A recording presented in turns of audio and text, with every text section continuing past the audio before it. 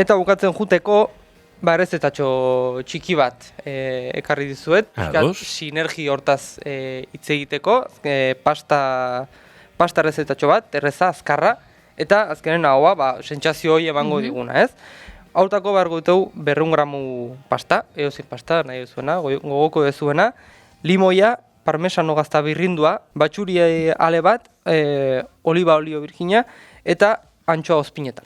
Lehenengo eta behin, pasta egosiko deu, bere zure puntua eman, nahi duzuna, gogorragoa, bigunagoa, eta zartai handi baten olio zorrota botako deu, batxuri xerrak, eta antxoa jarriko deu.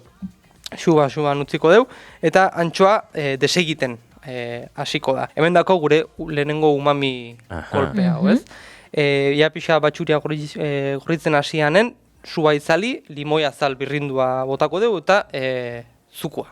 Jarraitzeko, emulsio bat lortuko deu, guain dela 2 aste nola itzen genuen pastaren ura erabiltzeko eta horla, guain praktikan jarriko dugu, ur koiaraka bat... Gogoraraziko diogu entzuleari, pasta egosterakoan, ur hori ez bota, erretiratu edo alde batera baztertu. Erretiratu, basotxo bat hartu gure saltsa egiteko. Eta orain dako gure zartagian antxoa hoi, limoia, baratxuria, eta hor botako dugu pastaren almidoia duen ur hori. Koiarakada bat, depende zenbatekin nahi dugunez. Mugitzen hasiko da eta hor gure emulsioa lortuko dugu. Pasta ja behin egosita dakaunen, bota, minutu bat salteatuko dugu, eta saltsa krematxu bat bihurtuko dugu, instantenoki gure zartagian, ez?